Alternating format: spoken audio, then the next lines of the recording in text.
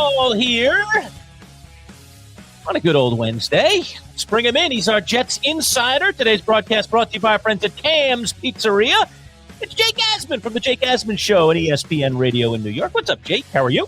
Gentlemen, a Jet win. I mean, do you believe in miracles? Yes, that's what Al Michaels was obviously referring to when he famously said that. The Jets, they won a football game. Hard to believe. Hard to believe is correct, but it is true. So let's bask in the glow. What's it like to win a game? How's it feel? It feels great. I don't really understand a contingent of members of this fan base who are like, oh, it's going to ruin our draft. Like, really? In October, we're doing this? Like, who knows how many more wins they're going to be able to get at this point. If you couldn't enjoy that win after everything that we found out going into that game with the great Nick Mangold losing his battle with the kidney failure, I mean, I don't know what to tell you. I mean, it was awesome, right? It was really an improbable win to score that many points, put up that many yards, given the fact that Justin Fields was benched the previous week. They hadn't scored a touchdown in 2 games. They hadn't scored a touchdown in the first half since week 1. Like, all these things on top of what the clueless owner said about Justin Fields. So then to win that game and the reaction afterwards from the players and Aaron Glenn in the locker room, like, if you're a real Jet fan who didn't enjoy that, like, come on, man. So it was awesome. It was great to see. Was there some redemption there for Fields, and how do you think that plays? The Jets are obviously going into a bye week, so there'll be another week to evaluate Tyrod. so unsurprisingly hurt, not able to take his spot, and at least have a chance to be the starter for a week and see how it all plays out after the 2 terrible performances by Fields. Is there some redemption here for Fields in your mind? I think there's definitely redemption. I just don't know if what we saw is going to be something he can now replicate consistently. What I hope for Justin Fields is that he's able to at least play competently going forward now, because we saw this week 1. He was great week 1. He certainly was not the reason why they didn't beat the Steelers. Then he followed that up against the Bills, and he was horrible, and he really had been struggling for most of the year from that point on. So what I hope is he gets some confidence. He knows he's the guy again, and he continues to build on it and play well. Do I think the Jets will score 39 points every week? No, I think it has a lot to do with the Bengals. I mean, Fields had all day to throw. Shout out to the Jets offensive line. I thought it was fitting they played by far and away their best game of the year on the day we lost the great Nick Mangold. So there's something to be said for that, but it definitely was redemption for at least that game. And if you don't think the owner's comments not only motivated him, but the entire team, I think a lot of people are missing the point on that. So, indirectly, I think Woody Johnson is now,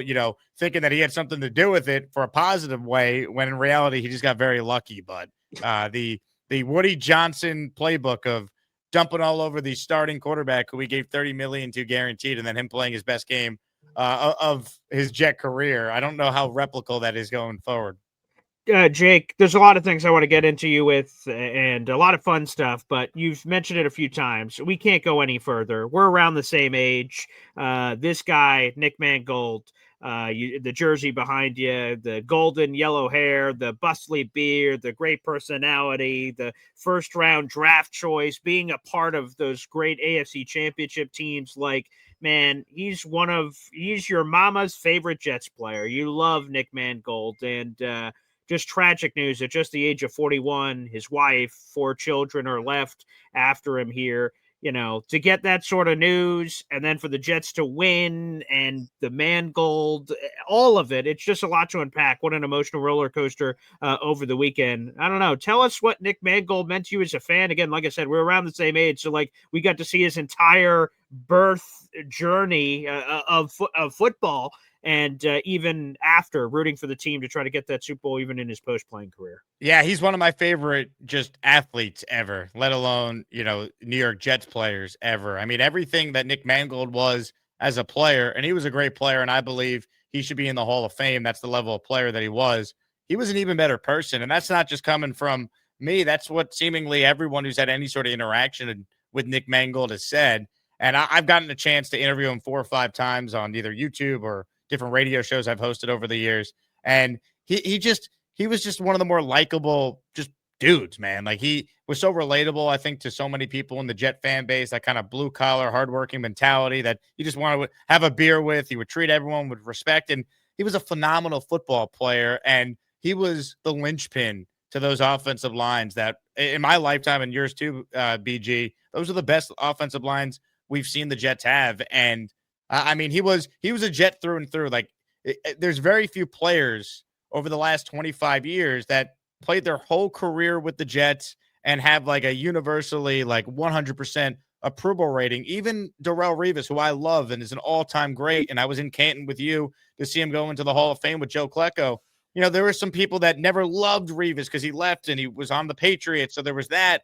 Nick Mangold was a Jet all the way. He still was associated with the organization. He was coaching up Joe Tippmann at training camp last year. You know, he said in his retirement speech that he's going to continue to be around the team, and he stayed true to that. It's just, it's devastating. You really question why these things happen, but I hope that, you know, we as fans and anyone who has a voice can continue to advocate for the type of player he was, so his family one day gets to see him go into the Pro Football Hall of Fame. Yeah, and I think one of the unusual things about this, I mean, people pass. You know, we've seen all kinds of people in recent years pass, from Hollywood stars to world famous musicians to athletes.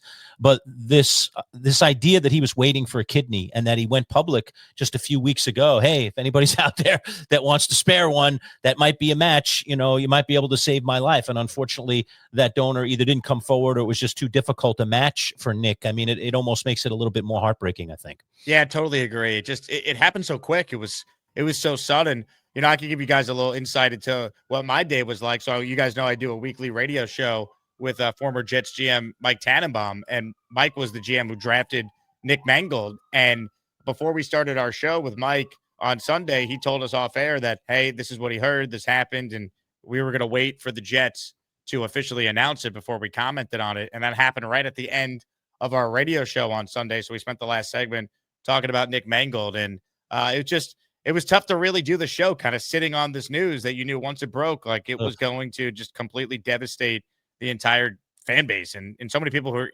weren't Jet fans, but just knew Nick Mangold, or maybe they were fans of his from Ohio State, or he was very close with a lot of the people that work over at Barstool Sports who have a huge internet following. So it feels like Nick Mangold kind of touched all these different areas of the internet and just fans in general, sports fans in general. So it was shocking and just really tough to really kind of grasp, and then have to watch your team go out there and play. It's just crazy emotional day, I think, for every Jet fan. Hey, Jay, credit to you. When that alert, again, because fourth wall behind my job here, one of my jobs I do for heavy is cover inactives. That comes 90 minutes before kickoff, so that's around 11:30. So I'm waiting by my phone, expecting an alert from the Jets for that breaking news to then cover it for my site. And I get it, and I'm in the middle of that story, and I get another alert from the Jets, and I'm like, what the hell? Did they make a mistake or something? I go back down and just see Nick Mangold's sudden passing, and I am thrown aside. I'm glad that I didn't have to do any video shows or anything for like an hour, but I was uncontrollable. My family wasn't here at the house, and it just hit me right in the chops, and I couldn't speak. I was crying over here. I was like, man, like, it's unbelievable. So credit to you and Mike that you got. Mike obviously is such a close relationship with Nick. Right. You guys were able to do that show with that news sitting there. That's unbelievable. And again, our love and everything is just sent out to his wife and 4 children. It's unspeakable. And hopefully, to your point, we can keep the flame alive. We keep talking about Nick Mangold stories. He could go to the Pro Football Hall of Fame. He just made it through another round of the process for the Hall of Fame. So he's getting closer and closer, and hopefully for his family, they get to enjoy that time of him eventually getting inducted. And I'm making a request to the Hall of Fame. When Nick Mangold gets in, put that bus right next to his buddy Kevin Mawai, because we had 18 years of elite center play, the best in the NFL from 1998 through 2016, and there'd be just something pretty magical. I hear Hall of Famers tell the stories that when the lights go off at the museum, the bus turn to each other and talk to them when no one's around. And I can only imagine what the stories would be between Kevin Mawai and Nick Mangold in there. So I'm rooting for that, buddy. I'm rooting for it. Amen. Yeah, you know, it was a great experience a few years ago for Klecko and Revis, and you know, as great as the fan turnout was for that, I think if Nick Mangold gets inducted over the next couple of years here, I mean, there's going to just be an army of Jet fans that are going to be showing up to support Nick and his family, of course. We'll get a chance to watch that ceremony unfold. So I'm right there with you. I hope it happens. I think it should happen. I think he was that type of player, and any Jet fan who watched those teams, I think, would agree. Like he meant everything to those teams. He was the leader, and He was just like the most relatable player that the Jets have had over the last 20 years. He really was. Yeah, we Now see the tribute 74 over your shoulder there, Jake, too. That's a nice touch as well. Go ahead, Boy Green. Yeah, I was going to say there's no proper way to transition from something like this. But again, the Jets played inspired football, and that's all I asked. I didn't ask for a win. I didn't ask for anything. Just like play inspired for Mangold, and let's just see where it goes from there. And they certainly seem like they did that. And boy, Aaron Glenn has had a lot of critics, and for a lot of good reasons. He's made a lot of mistakes. But I think if anyone deserves that game ball after that one, there's a lot of people you could give it to. It's Aaron Glenn. He made a lot. There's a lot of reasons. His fingerprints were all over this Jets win with a lot of key critical decision making. And we'll bask in this for a moment. Inside the NFL had Aaron Glenn and everybody mic'd up in the locker room. And here is Aaron Glenn's closing remarks. Who want to fly with them Jets?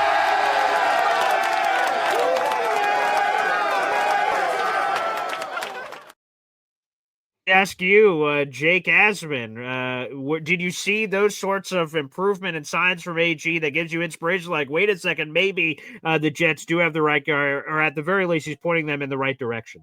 We got to see a lot more because it's only one game, and you could quite honestly tell me there was a higher power looking over the Jets with the Mangold news, and I'd believe it because we went through just how inexplicable it was that they scored that many points, given what the offense looked like, given what Woody said, everything that went into that game.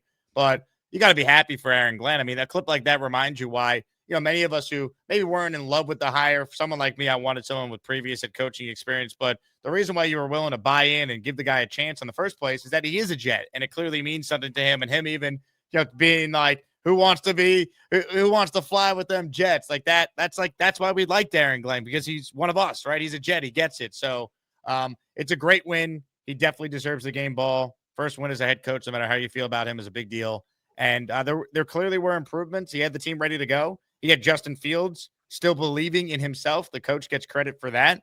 And now they got to build on it. I think when you look at where they're at, obviously they're not going to make the playoffs at 1-7, but there's some winnable games the rest of the way. And it starts with how they come out and look against the Browns at home after the bye week. The Jets probably have the advantage at quarterback, probably have the advantage in overall roster talent. It's a game you got to win. You're playing a 2-6 football team. You've had 2 weeks to get ready for them.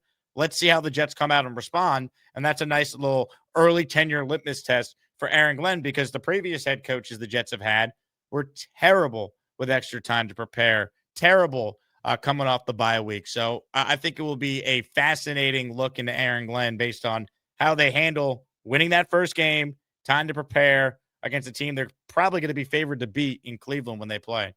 Well, on top of the bye week, the Jets and all the teams in the NFL looking at trade deadline, and we are hearing rumblings out of New York that the Jets are very happy with Breece Hall, and maybe his name is being taken off the trade block. So let's talk about that, Jake. Is that a good move for the Jets, and what do you make of what's being said about that?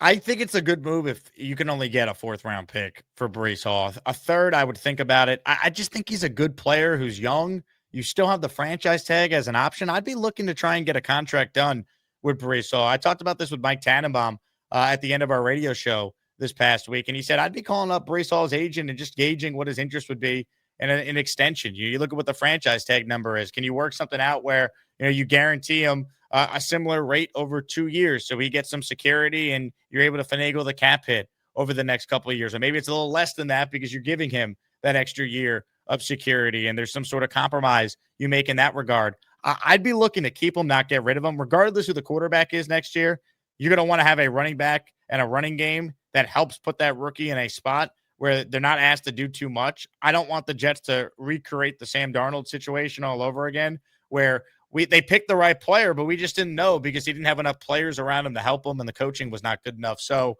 I'd like to keep Breece. I think you combine that with Isaiah Davis and whatever Braylon Allen is coming off his injury next year. That's a good place to start for any young quarterback. So unless I'm getting blown away with an offer, and I doubt it, I would keep Breece Hall at this point.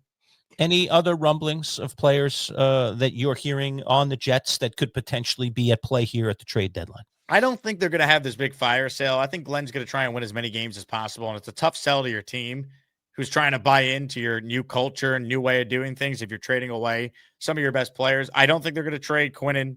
I think that's an offseason conversation. I don't think they're going to trade Jermaine Johnson. In fact, Jermaine said he spoke with the front office and they assured him that they're not going to move him. So there goes that. I think a name to watch is Quincy Williams because he is a free agent at the end of the year, and they already paid Jamie and Sherwood. So are they going to spend big money on another linebacker? I'm not so sure.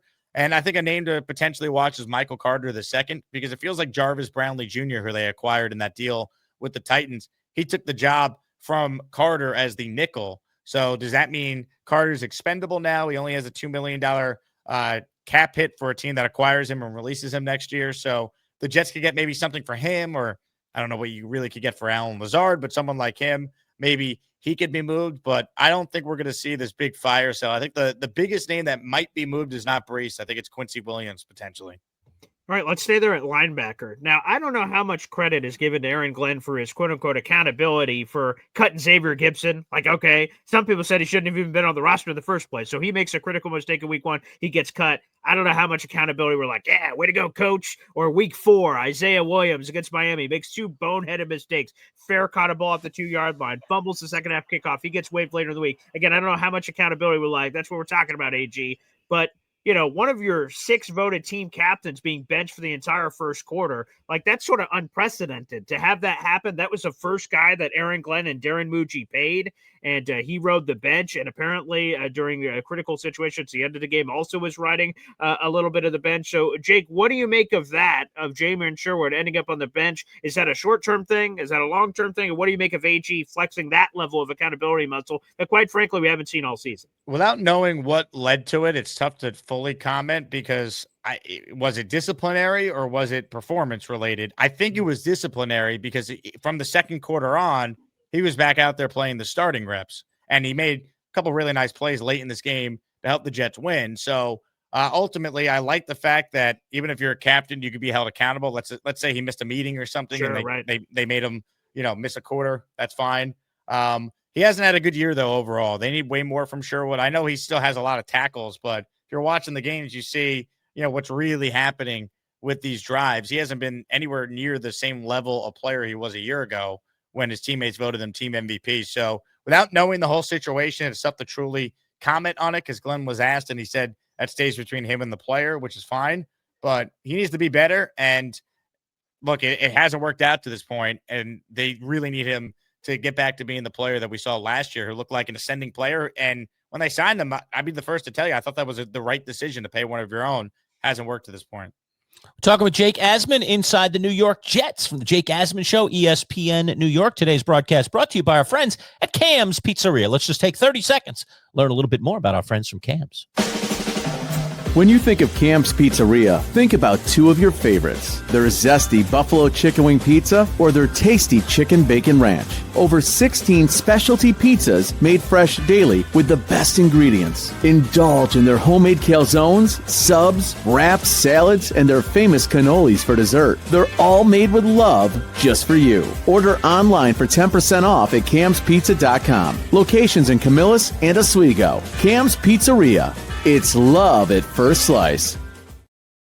All right, we are back talking Inside the Jets on the Manchild Show with Boy Green Digital. Don't forget to hit that little thumbs up if you like our video as we talk all things Jets. Injury front, Jake, a little bit of news. I know Boy Green loves our guy, Andre Cisco, played right here in good old Syracuse, was a ball-hawking safety in college, has shown some promise in the NFL, but that promise not really realized with the Jets, and now a pec muscle issue that might sideline him for the rest of the season. So let's talk about that loss. Is it a big loss considering the fact that Cisco hasn't played all that well? I mean, their safety play in general just hasn't been good this year. Tony Adams is not that good. Cisco hasn't played well, and now he's down. One thing we could maybe see, we talked about Michael Carter being dealt. He did play safety in college. At least I'll throw it out there. Maybe you could give him some reps at safety and see, what he could give you there, because maybe he plays well and you use these next 9 games to evaluate him in that spot. All of a sudden, you're not necessarily getting rid of him. You might have your safety for next year because Cisco's a free agent. Tony Adams won't be here. So that's at least something to consider. But I don't think it's a big loss. But, at the same time, Tony Adams is not good, and neither is really Cisco. So, now Tony Adams probably has to play unless they do what I was just saying with Carter. Interesting. All right, I got to put that on the bingo card. I hadn't thought about that, but that's true. He was playing some safety action back at Duke. That's fascinating. What do you think about Malachi Moore? You know, it's been a season where you're 1-7, and that's not great. But you look at some of these rookies, whether it's Francisco Mauigoa, he's looked pretty good. Mason Taylor's coming off another good game. Obviously, Armand Membu's been terrific. Azaria Thomas has had some ups and downs of the road, but he's looked pretty good too. Man, it seems like this rookie class from Darren Bucci, not too shabby. Yeah, it's encouraging. Look, you're supposed to hit on your 7th overall pick, but you know what? Not every Jets GM has hit on picks in the top 10. So you get credit in my book when you do that. Mason Taylor looks like a legit player. Malachi Moore, you mentioned it. He's getting some reps now, up and down, but I'd rather him play than Tony Adams and let him get those reps and figure it out as we go. I think the wild card is AZ Thomas. I was really impressed with what we saw from AZ in his first career start on Sunday. I had Joe Blewett on my YouTube show from Jet X Factor, who did a film breakdown. We showed just 5 plays of AZ Thomas alone, battling with Chase and Higgins and holding his own. So I'm encouraged with him. And then I think Arian Smith, I mean, they got to give him more chances. I think to go up and make some, big plays downfield because he's separating. He's getting open. He had that one nice catch from Fields in the second half. But overall, the rookie class, not perfect, but it never is. I think it's an encouraging start for Muji and Glenn in that regard for sure.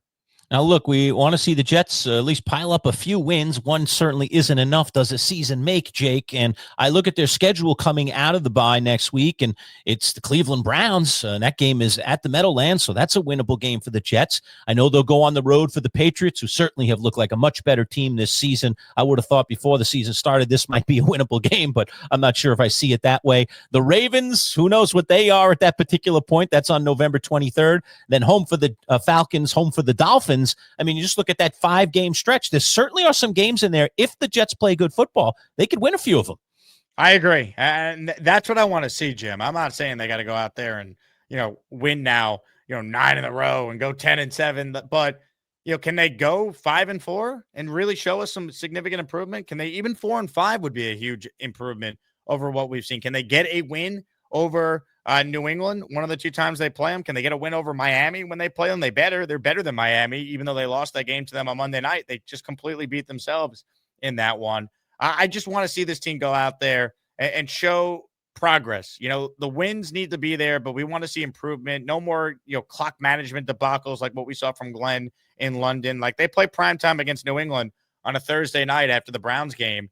Like, that can't be a nightmare game. Like, I understand the Patriots are better and they're at home, but like, don't embarrass yourself that night. Like, I want to see competent football so we feel better about this regime. One win is nice, but if they go out there against the Browns with extra time to prepare and they lose an ugly, 20-6 game at home, like, you're going to get the nastiness and the fear and the anger right back from this Jet fan base. And it would be justified, because just because you beat the Bengals, who allow 31 points per game on defense, doesn't mean that all of a sudden everything is solved. We got to see more. It's a nice step. It's nice to have hope, I think, if you're a Jet fan, of some of these improvements we've been discussing, but we got to see a lot more. And I think it starts with winning some games, especially that Browns game after the bye.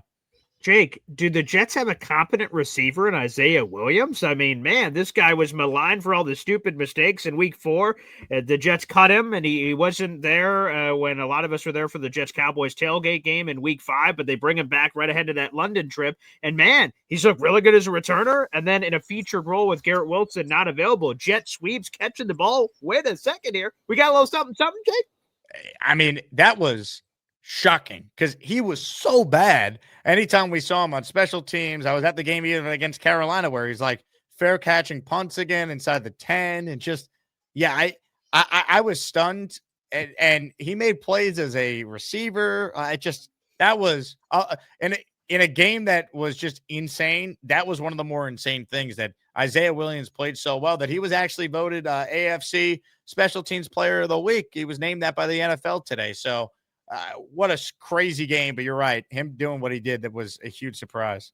All right, let me, I don't know what the Vegas, over-under was before this interview on questions I asked you about players with the first name Isaiah, but let me get another one in there. Isaiah Davis pushed the over on that one. Isaiah Davis, 50-yard run, diving catches on 2-point conversions. Like, whoa, we're all talking about Breece Hall, and everyone loved Braylon Allen before he was like basically out for the year. Isaiah Davis, it looks like the Jets got another guy back there too. I'll tell you what, I've liked him for a while now. We saw him at the Green and White scrimmage this summer. I was there. He was the Jets' best offensive player that day. He's just a smart football player, right? He understands what he needs to do on each given play, whether it's in protection, whether it's leaking out as a receiver, making guys miss as a runner. I mean, he had an outstanding game. I really like him. I think he's got a real future with this team, and I'm very excited to see how they could potentially incorporate both him and Brees on the field together, because I think that could be the next step for this offense. I'll tell you who also loves Isaiah Davis, Boy Green. Our fantasy insider, Joe Bartle from RotoWire. He loves that guy. He's always talking about Isaiah Davis. Get him on your bench. Get him on I your started him this week, so What? I feel you. bench. Yeah, Wow. I had no choice. I have all these injuries and a bunch of guys on the bye. So Isaiah Williams started for me and was a big reason why I won this week. I actually started him. I started Joe Flacco. I started Evan McPherson. I had a lot of players oddly in this Jets-Bengals game, and I won this week in fantasy. Got back There to you go, 4-4. I know nobody cares, but shout out to Isaiah Davis. All right. Jake Asman, the Jake Asman Show, ESPN New York. Jake, thanks so much for your time. We appreciate it. Anytime, guys. A lot of fun to do this after a win. Maybe we get more of these. That'd be nice.